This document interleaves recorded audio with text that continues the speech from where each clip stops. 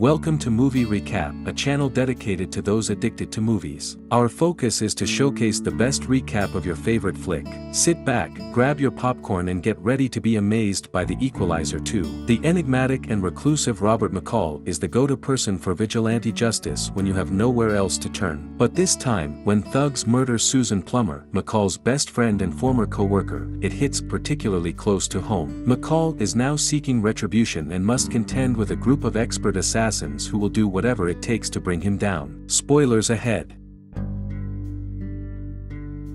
400 miles from Istanbul, on the Turkish railway, is where the movie begins. Robert McCall goes into the train's bar cart and shares a drink with his target, a Turkish guy who has taken his daughter from her American mother in order to injure and resent his former spouse. The man tells his soldiers to take care of McCall after learning of his mission. After surveying the room and setting his countdown, McCall starts punching, smashing, stabbing, and neck-snapping all of the henchmen. He goes up to the father and offers him the opportunity to escape. Grace, the mother, travels to her lawyer's office in Boston, where her daughter is waiting for her. She gives her young daughter a tearful embrace. Currently, McCall drives for Lyft, and the oldest passenger he picks up is called Sam Rubinstein. Sam is working on a case to find his sister, who has been missing for a long time. McCall frequently talks to some of his passengers while keeping an eye on others. He is instructed to bring Amy, a young woman who has been drugged and may have been raped, home one evening. After McCall drives her to the hospital, he goes back to the boy's apartment where the attack occurred. The punk's leader tries to beat McCall after encouraging him to do the right thing, but McCall cuts him with the guy's card, breaks his and his friend's bones, and flees. A man named Mr. Calvert returns home to find his wife battered and in tears in Belgium. Resnick, Ari,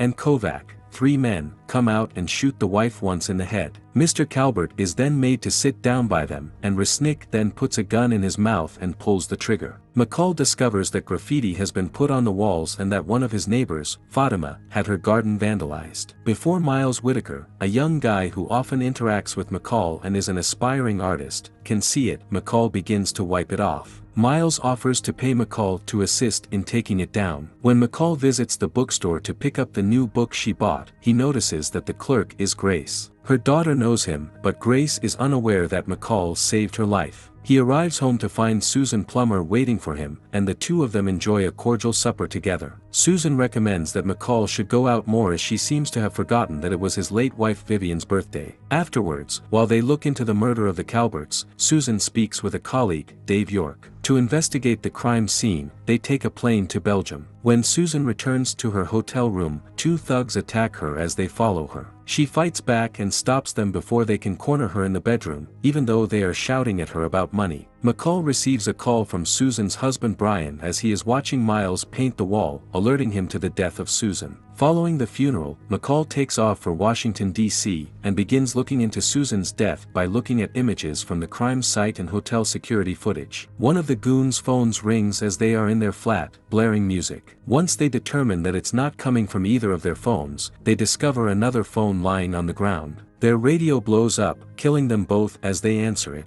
Now that they've taken care of them, Resnick and his friends watch from outside. Dave had thought McCall was dead when he found him. Following their discovery of the thugs' deaths, McCall concludes that Susan's passing might have something to do with the Calvert killings and that the victims were merely unresolved issues. Miles is seen by McCall going out with two local thugs. Following them to their flat, he disarms their guards and seizes their firearms in an attempt to make Miles accompany him. Despite making it obvious that he has no business dealing with these individuals, McCall states that he was there because they were going to assist him in exacting revenge on the goons who killed his brother. McCall is a driver for a man who claims to be heading to the airport. The passenger tries to attack him as he discloses that he got suspicious and purposely took the incorrect route. He manages to repeatedly elbow McCall in the face as he drives around trying to knock him around. Next, the man tries to shoot McCall, but McCall snatches the gun and fires back at him. Before setting the assassin's body on fire in the car, he takes the assassin's phone and looks through it for coded information. Fearing that Brian would be used as a loose end, McCall whisks him away to a safe house until he resolves the issue.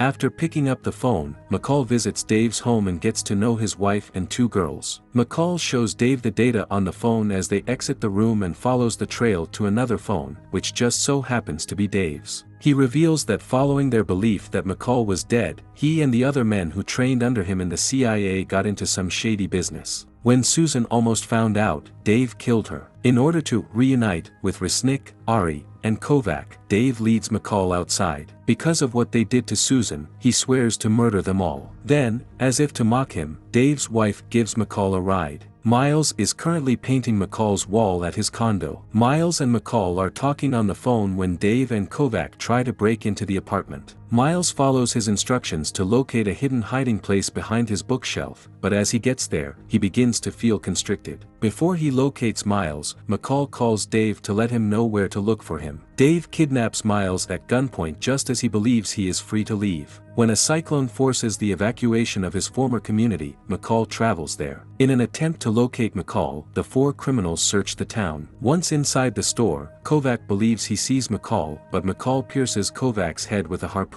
Then Ari follows, but McCall gets up to him before he can do anything but chop him up. Resnick blows himself up with a grenade as he follows McCall through another store, bursting open in the process. Dave finds himself perched atop a tower, attempting to snipe McCall. He is able to get in touch with him and informs him that McCall needs to turn himself in or Dave would kill Miles, who is hidden away in a trunk. He fires a few mocking bullets, but before he can deliver his final blow, McCall shoots Miles's car tire so that Dave will miss him. After reaching the summit of the tower, McCall challenges Dave in combat. He attempts stabbing McCall, but McCall moves quickly. After gouging out Dave's eye and grabbing his knife to stab him in the abdomen, he throws Dave over the tower, slashes his neck in the back, and lets his body crash against the rocks and be carried away by the waves. Miles was shot in the leg, as McCall discovers when he goes to release him. After bringing the youngster to his former home, he tends to the boy's injuries and halts the bleeding. Miles then sees photos of McCall from his time as a soldier, along with photos of him and Vivian. When Fatima returns home, she notices that her garden has been fixed up and that Miles has painted a mural on the wall that seems to show what life was like in her former nation. Inscribed on the wall across from you is, "I leave you with the best of myself." Additionally, we witness Miles conversing with a schoolgirl on a bus when she notices a drawing he is creating that was inspired by McCall. Following some maneuvering by McCall, Sam is seen being reunited with his sister Magda. McCall is the last person we see, standing outside his former home and gazing out to sea. We really hope you enjoyed today's recap of The Equalizer 2. Please leave a comment below of what you loved about the movie and why. Be sure to like the video and please don't forget to support our channel by subscribing so you don't miss any amazing content. Until next time, lights, camera, action.